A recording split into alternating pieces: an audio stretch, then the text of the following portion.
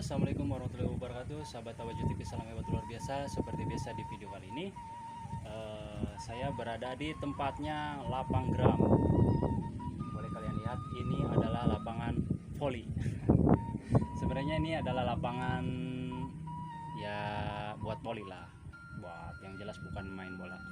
Oke, jadi di video kali ini aku mau mereview salah satu sebuah motor, yang mana motor Karisma 125 dibikin basic trail, tapi bukan kayak ala-ala trail lah. Jadi kayak motor RBT Thailand. Nah, sebenarnya ini adalah yang pertama modifikasi seperti ini, dan sebelumnya juga udah saya upload video sebelum pemasangannya. Sebenarnya kalau untuk motor ini tadinya mau dibikin episode dari mulai pembongkaran sampai pemasangan mesin atau perakitan, karena keterbatasan HP dan waktu yang sangat padat, jadi ya gagal. Jadi apa ya, daripada memakan waktu yang cukup lama untuk mempersingkat durasi waktu, nah kalian pastikan penasaran dengan motornya, seperti apa sih basic motornya. Yuk kita simak videonya, check it out.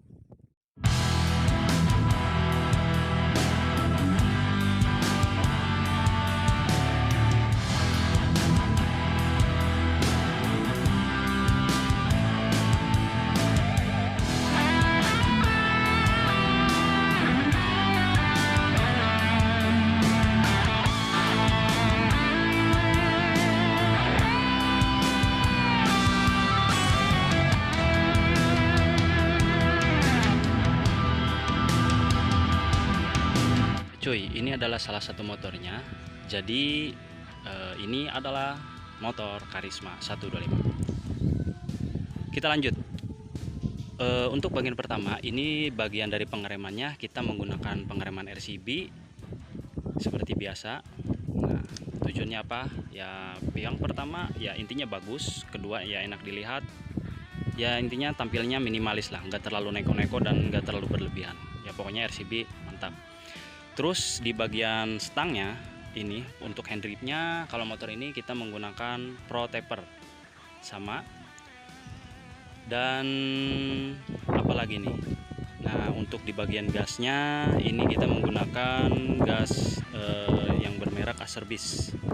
Kelebihan daripada gas Acerbis ini, kalian lihat ini kita ada rollingnya ya. Jadi kalau misalkan kita untuk penarikan gasnya itu lebih ringan dan lebih responsif. Nah, kalau untuk di bagian stangnya ini kita menggunakan stang Pro Taper 4 bar. Kita beli online dan satu set bersama risernya.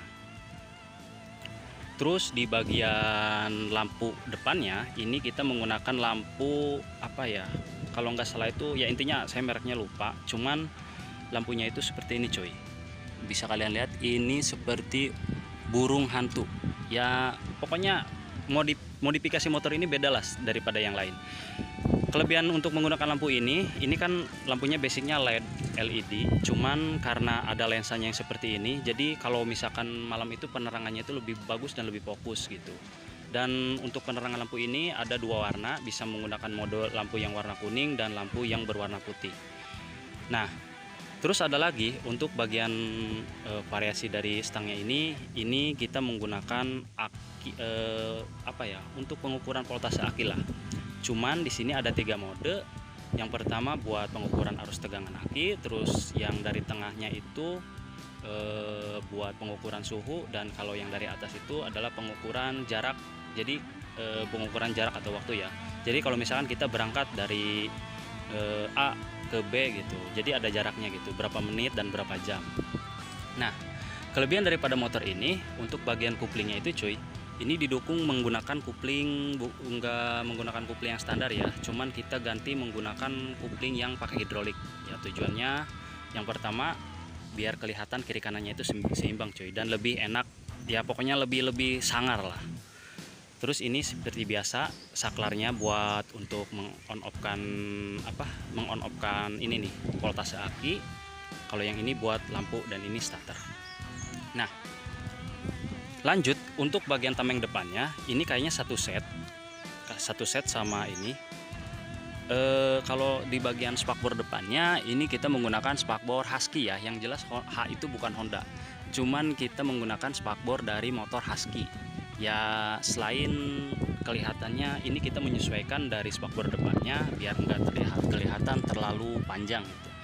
Jadi kita beli spakbor Husky, cuman kita bukan yang beli oli, kita beli yang replika. Nah, untuk suspensi depan kita dukung di bagian suspensi depannya kita menggunakan suspensi Red It. Dan ini bertipe upside down. Ya intinya yang pertama, untuk kelebihan suspensi yang upside down ini ada apanya? Ada yang kayak gini lah, setelan ribbonnya gitu. Jadi kalau misalkan untuk trek yang jalan datar, terus trek-trek yang bisa buat untuk jalan-jalan yang enggak jelek lah atau gimana, jadi si ribbonnya itu bisa disesuaikan menurut untuk selera si pengendara tersebut. Nah, kelebihan daripada Red It yang pertama, kalau menurut aku ya suspensinya bagus, terus yang kedua untuk tampilannya juga wah sangar banget lah, pokoknya gila. Jadi si motornya itu kelihatannya lebih gagah dan lebih sangar gitu cuy. Nah, kalau untuk bagian ban ini kita menggunakan ban Swallow pakai dengan tipe trail. Terus kalau yang dari bagian peleknya ini kita menggunakan pelek Rossi ya, sama kalau depan belakang kita menggunakan pelek Rossi. Ini kita beli satu set di online. Terus untuk bagian pinggirannya supaya kita kelihatan lebih ya enggak inilah, kita menggunakan custom ini strobolnya untuk dari bagian sini. Ya bukan strobol, bosnya gitu. Jadi supaya kelihatan lebih elegan lah. Jadi modif itu enggak ngasal gitu. Jadi kita pasang secara lebih detail. Nah, untuk peleknya ini sama depan belakang kita menggunakan P Rossi. Aku balikin lagi ya kata-katanya. Nah, untuk bagian pengereman ini cakramnya supaya lebih sip dan mantap untuk ya pokoknya maju stop and go nya ini kita menggunakan piringan cakram TDR. Kelebihan dari piringan cakram TDR yang pertama, satu itu tebal, terus yang kedua wah pokoknya engine buat brake-nya itu buat kita ngebut tuh kalau misalnya kita rem langsung wah gila banget, pokoknya mantap lah. Kalau untuk bracket ini kita standar, dan kalau untuk dudukannya ini kita bikin custom ya, karena nggak ada sih kalau buat ini sama ini beli yang di online itu nggak ada, jadi kita bikin sendirilah. Nah, apalagi ya, kalau untuk bagian selang-selang ini selangnya buat selang pengereman, terus buat selang kopling yang hidrolik itu kita semuanya menggunakan TDR karbon dengan menggunakan ukuran panjang 120. Sebenarnya ini sih kepanjangan, tapi ya nggak apa-apa lah karena udah terlanjur dipasang ya. Terus untuk cover ini kita nggak menggunakan custom atau apapun, melainkan kita beli ya buat belakangnya aja kita pasang body ya, tujuannya ya supaya nggak terlihat jadi kayak terlihat motor standar gitu, tapi depannya wow racing banget, trail gitu. Jadi motornya kayak motor 3-in-1 lah. Nah, kalau untuk behel ini biasa standar. Terus untuk di bagian lampu belakangnya ini menggunakan kayak rating LED lah. Jadi kita sedikit modifikasi, kita beli di online, cuman ya udah langsung jadi ada lampu LED-nya. Kalau untuk spakbor belakang sih sama, nggak ada perubahan. Nah, lari lagi di bagian pendukung hidroliknya supaya lebih maksimal gitu. Ini kita sama menggunakan RCB juga biar lebih sip lah pokoknya. Terus bagian tutup oli kita menggunakan merek-merek CR7 ya, supaya dilihat dari bagian tampilannya itu kelihatan agak wow gitu. Jadi nggak terlalu polos-polos amat lah. Nah, lanjut untuk bagian kaki-kaki belakang. Untuk bagian dari kaki-kaki belakang ini menggunakan Super Track armnya ya. Kalau untuk di bagian sasisnya ini menggunakan arm Super Track. Yang pertama itu ya kelihatannya lebih sesek gitu atau padat lah. Jadi dalamnya itu lebih padat gitu. Lebih padat berisi dan ya biar lebih kelihatan sangar lagi gitu. Terus yang pertama itu, terus yang keduanya kalau menggunakan arm Super Track ini agak ringan ya. Jadi dari berat bobotnya itu agak ringan, terus bahannya juga dari aluminium ya, intinya anti karat lah. Saya pernah coba terus dibawa ke Empang ya alhamdulillah nggak ada karat sama sekali. Nah, untuk suspensi belakangnya motor ini didukung dengan RCB juga bos, karena takut kesenggol jadi kita menggunakan belakangnya RCB. Kalau untuk RCB sih menurut aku ya rekomend banget ya, karena untuk depan kita pakai Reddit dan belakang kita pakai RCB ya lumayan lah, enak gitu. Saya sudah pernah coba dari ke sawah-sawah gitu kan. Kalau dari sawah kan jalan nggak ada yang bagus ya, apalagi kalau dari sawah itu jalannya jelek-jelek lah. Ya intinya sangat mendukung banget lah. Nah ini kalau pelek sama ya, kalau pelek depan belakang sama. Nah cuman ini kan dalam ya nggak kelihatan. Kalau untuk dari pengereman belakang ini kita dukung pakai kampas rem yang bermerek Elig. Kenapa alasannya pakai Elig? Yang pertama itu beda kayak yang standarnya. Jadi ini lebih pakem gitu, lebih menggigit. Soalnya kenapa? Karena kalau untuk pengereman di bagian motor Karisma itu biasanya itu suka apa ya? Suka ngelos gitu. Meskipun kampas baru mau diapa-apain suka ngelos. Tapi kalau misalkan pakai Elig, wah pokoknya dijamin. Jadi kalau misalkan kalian yang mempunyai motor basicnya Karisma, bisa kalian coba menggunakan kampas rem yang belakang khususnya pakai Elig lah. Pokoknya jamin mantep. Ya intinya harga ya lumayan gitu. Terus apalagi? Nah ini semuanya sudah. Kita akan lihat untuk di bagian dalamnya cuy. Nah untuk bagian dalamnya ini baterainya itu menggunakan baterai, didukung dengan baterai Motobike ya. Selain mereknya wah bagus, pokoknya pengisiannya stabil ya, intinya sangat mendukung banget lah. Nah untuk dari segi pengapiannya dari motor ini kita menggunakan CDI dual band power mac ya. Cuman ini kita langsung aktifkan, gak menggunakan jalur soket yang lain ya. Alasannya pakai dual band, yang pertama hemat BBM, terus yang kedua pengapian lebih bagus, terus ya intinya sangat mendukung lah kalau untuk motor-motor untuk spek yang kayak begini. Kita tutup lagi, ini semua sudah. Nah karena motor ini pengen berbeda daripada yang lain, jadi untuk penggunaan kuncinya itu kita menggunakan kunci mobil. Tapi aku nggak tahu, lupa beli di onlinenya itu pakai merek apa. Cuman ini kita menggunakan kunci mobil ya, tujuannya biar lebih beda daripada yang lain gitu. Nah terus kan bentar, kalau misalkan kunci mobil itu kan bisa langsung di start lewat sini gitu kan ya, intinya biar lebih agak-agak unik lah. Nah contohnya seperti ini cuy, ini kan kunci ya, ini kan kita pakai kunci mobil, jadi kita itu bisa di start lewat sini cuy. Tuh, kan bisa langsung nyala. Oke enggak? Mantap. Oke. Lanjut lagi. Untuk bagian gearnya motor ini kita menggunakan TK Racing dengan ukuran gear depan 13 dan yang belakang itu 39. Ini kita pakai satu set ya, depan belakang satu set berikut beserta rantainya. Untuk motor karakter ini kenapa di motor ini dipasangkan gear 13 dan 39 ya, yang pertama sih kita nggak tahu karakternya motor ini seperti apa. Yang jelas kalau motor ini itu jadi dipakai 13-39 ya, kita ngejarnya dari RPM bawah sampai tengah aja gitu, buat ya intinya buat tanjak-tanjakan lah. Nah terus untuk spek dari motor ini, dari karbunya ini kita menggunakan karbu BRT Superplow dengan diameter Venturi 28, dan dari segi manipulnya sama kita menggunakan Superplow.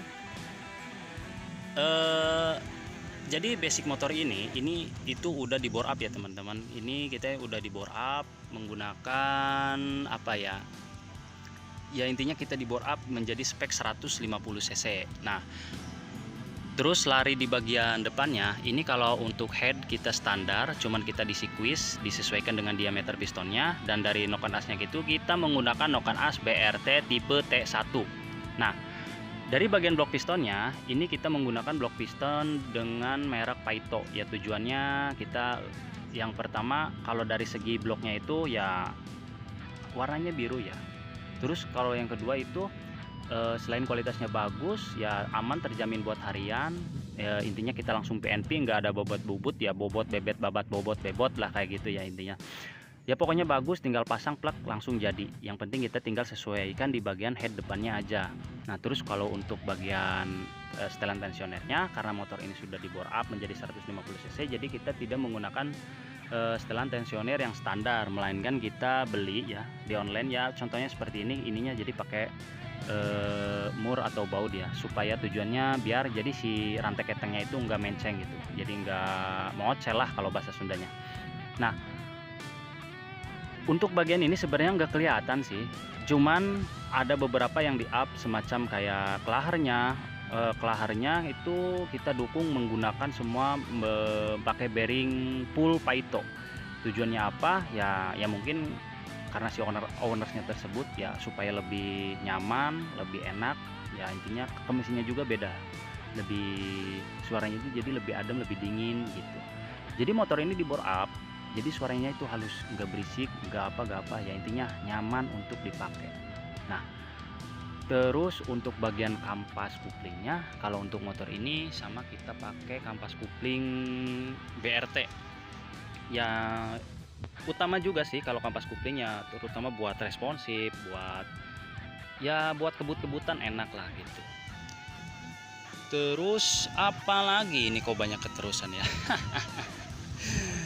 Part-part apa saja sih mungkin udah kayaknya, tapi kalau ini sarankan buat teman-teman, karena biasanya tuh ya sedikit berbagi ilmu, kalau misalkan kita pasang CDI BRT, diusahain untuk kuilnya jangan pakai yang racing lagi, kita pakai kuil yang standar aja. Karena kalau misalkan kita pakai CDI yang racing, part yang racing gitu, terus di bagian kuilnya kita dukung yang racing, itu nggak akan menjamin motor itu enak, justru melainkan bisa terjadi kekonsletan pada CDI, jadi nggak inilah, jadi terlalu over lah gitu. Nah, untuk bagian stepnya ini masih standar, yang depan ada karetnya, yang belakang nggak ada. Karena saking kencengnya ini motor, jadi sampai mabur kemana-mana. Apalagi ya kalau untuk mengenai motor ini sih kayaknya udah semuanya kita review ya, intinya gitulah. Kalau untuk jok ya nggak ada mereknya sih, cuman kita diperbaiki aja, tanggung lah gitu ya, intinya seperti ini motornya. Dan apalagi udah nggak ada ya, paling ini knalpot akhir dari mesin ini ya, ini exhaustnya itu pakai knalpot Daytona replika cuy, tapi ya gak apa-apa lah, yang penting bisa sesuai dengan si karakter mesinnya tersebut. Oke, kali itu. Dan ada lagi yang ketinggalan, cuman itu busi, supaya lebih mendukung, jadi kita menggunakan busi TDR Racing. Oke, cukup sekian dan terima kasih. Ya mungkin di lain waktu nanti kita akan update terus tentang masalah perkembangan dari motor ini. Karena motor ini tuh ya biasalah, nanti kita akan up sedikit-sedikit. Cukup sekian dan terima kasih. Apabila ada salah-salah kata mohon dimaafkan. Salam hebat luar biasa dan salam otomotif and salam Kokoiro. See you next.